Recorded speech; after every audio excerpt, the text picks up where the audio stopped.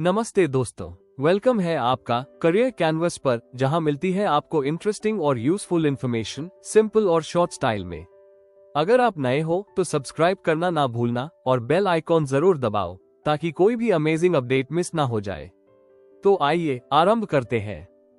प्रिय विद्यार्थियों, आज हम एक ऐसे कॉन्सेप्ट को समझने जा रहे हैं जो हमारी डेली लाइफ का सबसे इम्पोर्टेंट हिस्सा है, और वो है मनी एंड क्रेडिट। सोचो, अगर हमारे पास पैसा ही ना होता तो हम अपनी जरूरत की चीजें कैसे लेते। हमें हर चीज के लिए सीधे एक्सचेंज करना पड़ता, जिसे हम बाटर सिस्टम कहते हैं। लेकिन ये सिस्टम प्रैक्टिकल लाइफ में बहुत डिफिकल्ट और कंफ्यूजिंग था, क्योंकि हर व्यक्ति की जरूरत और उपलब्ध वस्तु एक जैसी नहीं होती थी। इसी समस्या को सॉल्व करने के लिए मनी का इन्वेंशन हुआ, जो ह्यूमन सिविलाइजेशन की सबसे बड़ी अचीवमेंट्स में से एक है। मनी ने हमारी जिंदगी को सिंपल, ऑर्गेनाइज्ड और एफिशिएंट बना दिया। अब हम किसी भी वस्तु या सेवा को आसानी से खरीद और बेच सकते हैं। इसके साथ ही मनी केवल एक्सचेंज का माध्यम ही नहीं है, बल्कि यह हमारी इकोनॉमी की बैकबोन भी है। जब हम मनी के साथ क्रेडिट यानी लोन को जोड़ते हैं तो ये डेवलपमेंट और ग्रोथ का पावरफुल टूल बन जाता है। लेकिन ध्यान रखने वाली बात यह है कि क्रेडिट हमेशा बेनिफिशियल नहीं होता। अगर सही तरीके से यूज न किया जाए तो ये प्रॉब्लम भी बन सकता है। इसलिए मनी और क्रेडिट को समझना बहुत जरूरी है, क्योंकि यही हमें बताता है कि इकोनॉमी कैसे काम करती है और हमारे डेली डिसीजंस किस तरह से हमारी फाइनेंशियल लाइफ को प्रभावित करते हैं। अब हम समझते हैं कि मनी आखिर काम कैसे करता है। मनी का सबसे इंपॉर्टेंट फंक्शन है मीडियम ऑफ एक्सचेंज होना, यानी यह गुड्स और सर्विसेज के बाइंग और सेलिंग को आसान बनाता है। पहले के समय में लोग बाटर सिस्टम का यूज करते थे, जिसमें एक वस्तु के बदले दूसरी वस्तु दी जाती थी। सुनने में ये सिंपल लगता है, लेकिन असल में इसमें बहुत बड़ी समस्या थी, जिसे हम डबल कोइंसिडेंस ऑफ वांट्स कहते हैं। इसका मतलब है कि ट्रांजैक्शन तभी पॉसिबल होता था जब दोनों लोगों की जरूरत एक दूसरे से एग्जैक्टली मैच करे। उदाहरण के लिए, अगर एक जूता बनाने वाला व्यक्ति गेहूं चाहता है तो उसे ऐसा किसान ढूंढना पड़ेगा जिसे जूते चाहिए हो, और यह हमेशा पॉसिबल नहीं होता था। यही वजह थी कि बाटर सिस्टम बहुत इनएफिशिएंट था और इकोनॉमिक एक्टिविटीज को स्लो कर देता था। मनी ने इस प्रॉब्लम को पूरी तरह सॉल्व कर दिया। अब व्यक्ति पहले अपनी वस्तु या सेवा बेचकर मनी प्राप्त करता है और फिर उस मनी से अपनी जरूरत की कोई भी चीज खरीद सकता है। इससे ट्रांजैक्शन में फ्लेक्सिबिलिटी आती है और लोगों को अपनी जरूरत के अनुसार चॉइसेस मिलती है। मनी एक कॉमन एक्सेप्टेबल मीडियम बन गया है, जिसे हर कोई एक्सेप्ट करता है। इससे ट्रेड आसान, तेज और रिलायबल हो गया है। इसके अलावा मनी ने स्पेशलाइजेशन को भी बढ़ावा दिया है। अब लोग अपनी स्किल्स के अनुसार काम कर सकते हैं और बाकी चीजें मार्केट से खरीद सकते हैं। इससे प्रोडक्टिविटी बढ़ती है और इकोनॉमी तेजी से ग्रो करती है। इसके साथ ही मनी वैल्यू को स्टोर करने का भी काम करता है, यानी हम अपनी मेहनत की कमाई को फ्यूचर के लिए सुरक्षित रख सकते हैं और जरूरत पड़ने पर यूज कर सकते हैं। मनी एक स्टैंडर्ड मेजर ऑफ वैल्यू भी है, जिससे हम अलग अलग वस्तुओं की कीमत को कंपेयर कर सकते हैं। इस तरह मनी केवल एक्सचेंज का माध्यम ही नहीं है, बल्कि यह पूरे इकोनॉमिक सिस्टम को ऑर्गेनाइज्ड और एफिशिएंट बनाने में सेंट्रल रोल निभाता है। अब हम बात करते हैं कि आज के समय में मनी किन किन फॉर्म्स में मौजूद है। समय के साथ मनी का रूप बदलता गया है। पहले लोग अनाज, पशु और धातु के सिक्कों को मनी की तरह यूज करते थे, लेकिन जैसे जैसे सोसाइटी और इकोनॉमी विकसित हुई, मनी भी मॉडर्न फॉर्म में बदल गया। आज के समय में हम तीन मुख्य फॉर्म्स ऑफ मनी देखते हैं: करेंसी, बैंक डिपॉजिट्स और चेक पेमेंट्स। इसके अलावा आज डिजिटल ईरा में ऑनलाइन ट्रांजैक्शंस और इलेक्ट्रॉनिक मनी का भी महत्व तेजी से बढ़ रहा है। सबसे पहले बात करते हैं करेंसी की। करेंसी में पेपर नोट्स और कॉइन्स आते हैं, जो गवर्नमेंट द्वारा जारी किए जाते हैं। भारत में ये काम रिजर्व बैंक ऑफ इंडिया करता है। आज की करेंसी की खास बात यह है कि इसमें कोई इंट्रिंसिक वैल्यू नहीं होती, यानी इसका खुद का कोई वास्तविक वैल्यू नहीं है, जैसे कि सोना या चांदी में होता था। फिर भी लोग इसे एक्सेप्ट करते हैं क्योंकि यह लीगली ऑथराइज्ड है और सरकार इसकी वैल्यू को गारंटी करती है। इसे हम लीगल टेंडर भी कहते हैं, यानी इसे हर जगह पेमेंट के रूप में स्वीकार करना अनिवार्य होता है। दूसरा इंपॉर्टेंट फॉर्म है बैंक डिपॉजिट्स। आजकल लोग अपना पैसा घर पर रखने के बजाय बैंक्स में जमा करते हैं, जिसे हम डिमांड डिपॉजिट्स कहते हैं। इन डिपॉजिट्स की खासियत यह है कि इन्हें कभी भी विथड्रॉ किया जा सकता है, इसलिए ये बहुत फ्लेक्सिबल होते हैं। साथ ही बैंक डिपॉजिट्स पर इंटरेस्ट भी मिलता है, जिससे लोगों की सेविंग्स बढ़ती है। ये सिस्टम सुरक्षित भी है और लोगों को फाइनेंशियल स्टेबिलिटी देता है। बैंक्स इन डिपॉजिट्स का यूज करके लोन्स भी देते हैं, जिससे इकोनॉमी में इन्वेस्टमेंट और ग्रोथ बढ़ती है। तीसरा फॉर्म है चेक पेमेंट्स।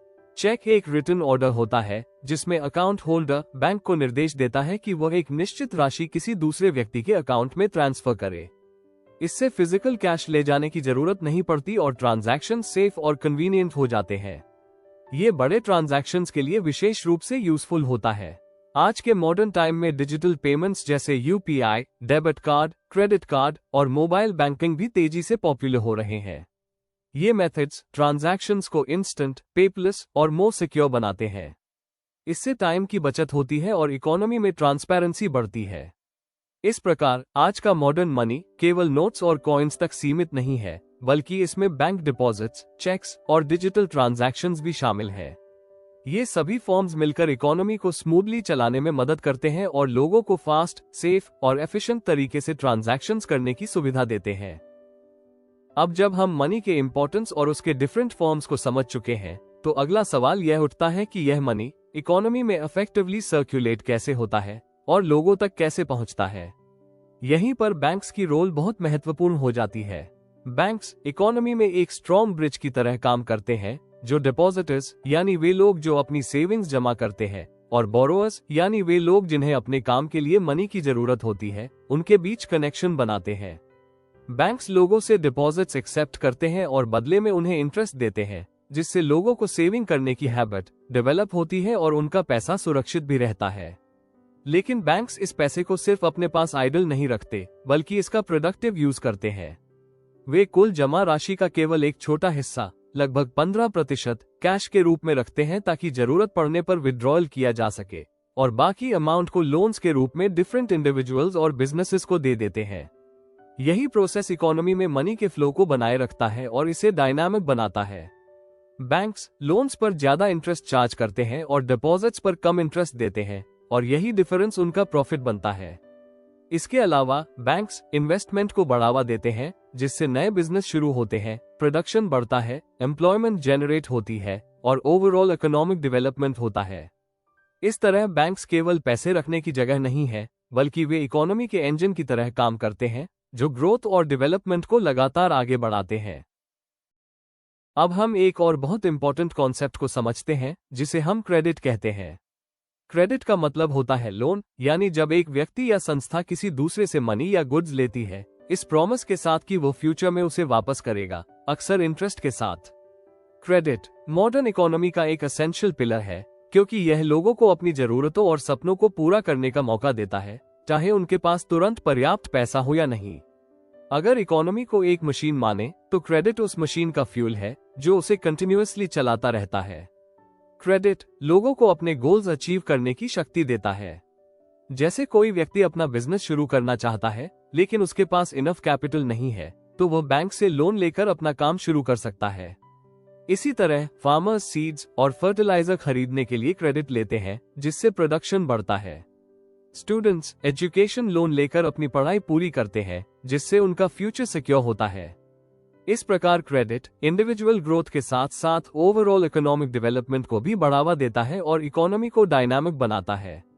क्रेडिट डिमांड और सप्लाई के बीच बैलेंस बनाने में भी मदद करता है। जब लोगों के पास तुरंत पैसा नहीं होता, तब भी वे क्रेडिट के माध्यम से गुड्स और सर्विसेज खरीद सकते हैं, जिससे मार्केट में डिमांड बनी रहती है और बिजनेसेस को कंटिन्यूटी मिलती है। इससे इकोनॉमिक एक्टिविटीज रुकती नहीं है और ग्रोथ स्टेडी बनी रहती है।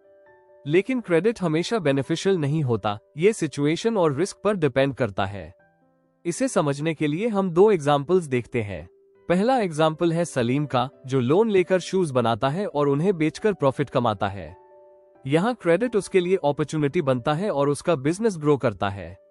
वहीं दूसरी ओर स्वप्ना का एग्जाम्पल है, जो फार्मिंग के लिए लोन लेती है, लेकिन क्रॉप फेलियर के कारण वह लोन वापस नहीं कर पाती और डेट ट्रैप में फंस जाती है। ये हमें सिखाता है कि क्रेडिट के साथ रिस्क हमेशा जुड़ा होता है। अगर प्लानिंग सही हो और इनकम स्टेबल हो, तो क्रेडिट सक्सेस का रास्ता बनता है, लेकिन अगर कंडीशंस अनफेवरेबल हो, तो ये फाइनेंशियल बर्डन बन सकता है। इसलिए क्रेडिट लेते समय रीपेमेंट कैपेसिटी और फ्यूचर रिस्क्स को समझना बहुत जरूरी है। इसके अलावा बिना सोचे समझे बार बार लोन लेना भी डेंजरस हो सकता है, क्योंकि इससे व्यक्ति धीरे धीरे डेट ट्रैप में फंस सकता है।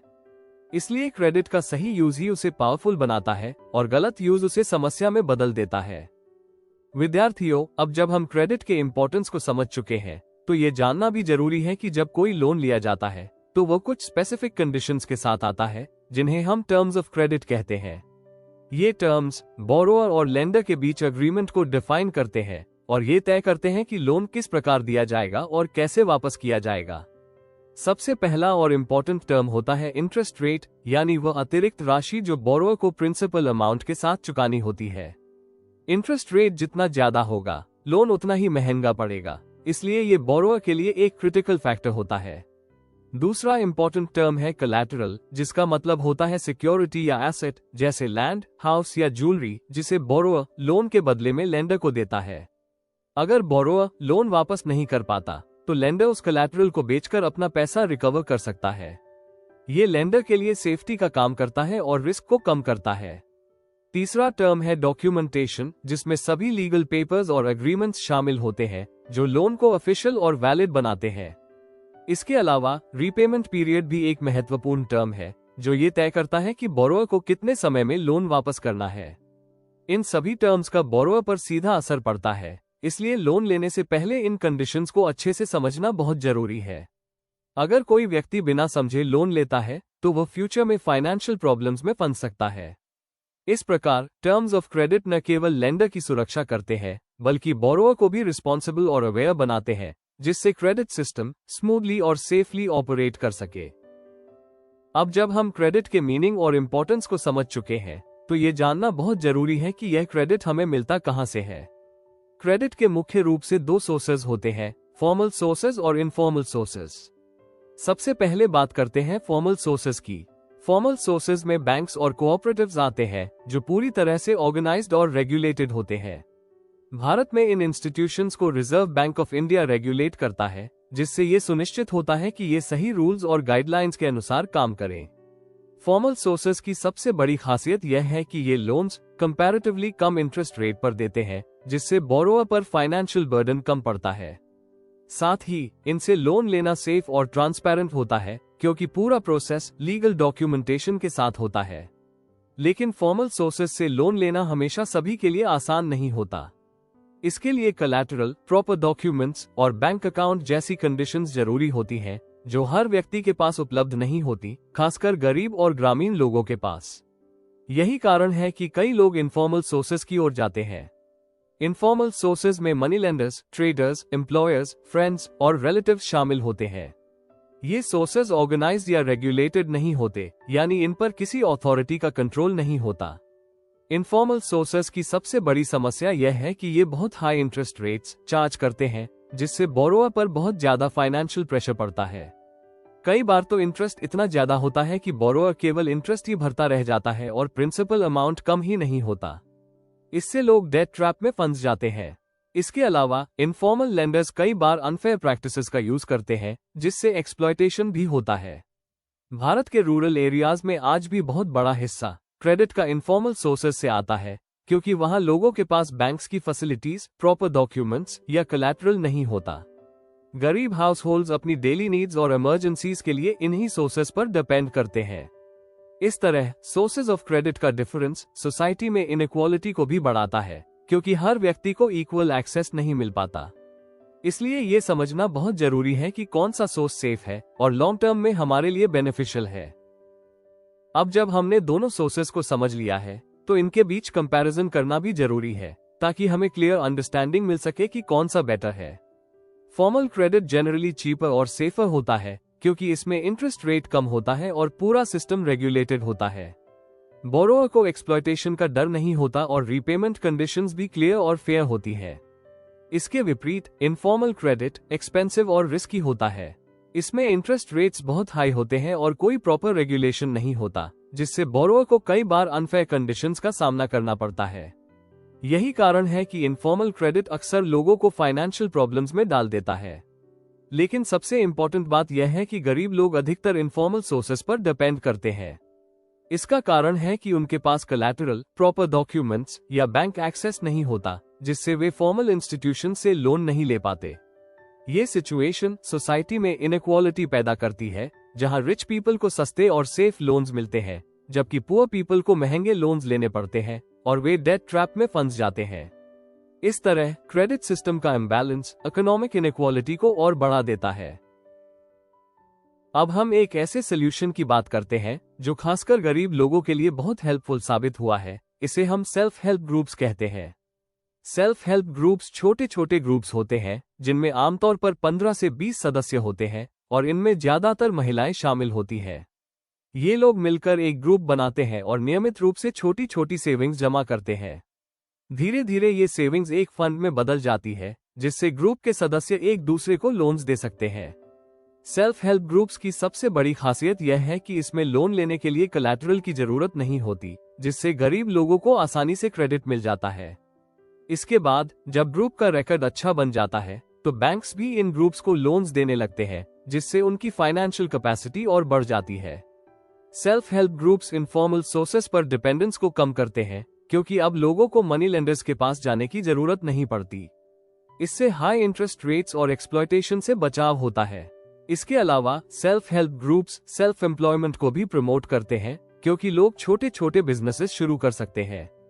सबसे इम्पोर्टेंट बात यह है कि यह ग्रुप्स महिलाओं को सोशली और इकोनॉमिकली एम्पावर करते हैं।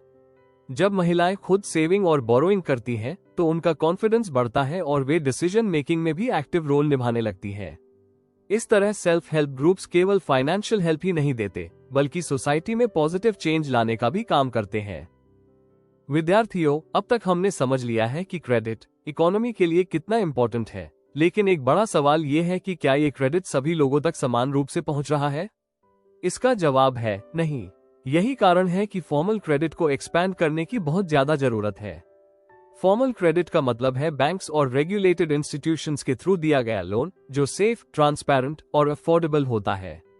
अगर इकोनॉमी को ट्रूली डेवलप करना है तो यह जरूरी है कि हर व्यक्ति, चाहे वो गरीब हो या अमीर, उसे इक्वल एक्सेस टू क्रेडिट मिले। आज भी सोसाइटी का एक बड़ा हिस्सा, खासकर गरीब और rural population, formal banking system से जुड़ा नहीं है। उनके पास कोलैटरल या प्रॉपर डॉक्यूमेंट्स नहीं होते, जिसके कारण वे बैंक से लोन नहीं ले पाते और मजबूरी में इनफॉर्मल सोर्सेज की ओर जाते हैं, जहां इंटरेस्ट बहुत हाई होता है। इसलिए सरकार और इंस्टीट्यूशंस का फोकस होना चाहिए कि फॉर्मल क्रेडिट सिस्टम को और ज्यादा एक्सेसिबल और इंक्लूसिव बनाया जाए। जब चीप और अफोर्डेबल क्रेडिट लोगों तक पहुंचेगा, तब वे अपने छोटे छोटे बिजनेसेस शुरू कर सकेंगे, अपनी इनकम बढ़ा सकेंगे और अपने लिविंग स्टैंडर्ड्स को इम्प्रूव कर सकेंगे। इससे केवल इंडिविजुअल लेवल पर ही नहीं, बल्कि पूरी इकोनॉमी में ग्रोथ आएगी। फॉर्मल क्रेडिट का एक्सपेंशन इनइक्वालिटी को कम करने में भी मदद करता है, क्योंकि इससे गरीब लोगों को भी वही अपॉर्चुनिटीज मिलती हैं जो अमीर लोगों को मिलती हैं। इसके लिए फाइनेंशियल अवेयरनेस बढ़ाना, बैंकिंग फैसिलिटीज को रूरल एरियाज तक पहुंचाना और सिंपल प्रोसीजर्स अपनाना बहुत जरूरी है। इस तरह फॉर्मल क्रेडिट का एक्सपेंशन केवल एक इकोनॉमिक नीड नहीं है, बल्कि यह सोशल जस्टिस और इंक्लूसिव डेवलपमेंट की दिशा में एक महत्वपूर्ण कदम है। प्रिय विद्यार्थियों, अंत में हम ये समझ सकते हैं कि मनी और क्रेडिट मॉडर्न इकोनॉमी के बैकबोन है, जो हमारी डेली लाइफ को स्मूथ और ऑर्गेनाइज्ड बनाते हैं। मनी जहां एक्सचेंज को आसान बनाता है, वही क्रेडिट लोगों को नए अवसर देता है, चाहे वो बिजनेस शुरू करना हो, प्रोडक्शन बढ़ाना हो या अपनी लाइफ को बेहतर बनाना हो। लेकिन क्रेडिट का इम्पैक्ट पूरी तरह इस बात पर डिपेंड करता है कि उसका यूज कैसे और किन कंडीशंस में किया जा रहा है। अगर क्रेडिट को सही प्लानिंग और समझदारी के साथ यूज किया जाए तो ये डेवलपमेंट का पावरफुल टूल बन सकता है, लेकिन अगर इसे बिना सोचे समझे लिया जाए तो यह व्यक्ति को डेट ट्रैप में भी डाल सकता है। यही कारण है कि बैंक्स और फॉर्मल इंस्टीट्यूशंस की रोल बहुत महत्वपूर्ण हो जाती है, क्योंकि वे फेयर और अफोर्डेबल क्रेडिट प्रोवाइड करते हैं। इसके साथ ही सेल्फ हेल्प ग्रुप्स जैसे सिस्टम्स गरीब लोगों को सपोर्ट देते हैं और उन्हें फाइनेंशियल इंडिपेंडेंस की ओर ले जाते हैं। फॉर्मल क्रेडिट को एक्सपैंड करना और उसे सभी तक पहुंचाना इनइक्वालिटी को कम करने और इंक्लूसिव ग्रोथ को बढ़ावा देने के लिए जरूरी है। इस प्रकार एक बैलेंस्ड, वेल रेगुलेटेड और इंक्लूसिव क्रेडिट सिस्टम ही एक स्ट्रॉन्ग और डेवलपिंग इकोनॉमी की फाउंडेशन बन सकता है, जहां हर व्यक्ति को आगे बढ़ने का समान अवसर मिले। Thank you. अगर वीडियो पसंद आया हो तो एक लाइक जरूर कर देना और कमेंट में बताओ आपका क्या थॉट है। चैनल को सब्सक्राइब करो और शेयर करो अपने दोस्तों के साथ। नॉलेज बढ़ाओ फन के साथ। मिलते हैं नेक्स्ट वीडियो में, तब तक के लिए stay curious and keep learning and follow the career canvas, freedom to dream big.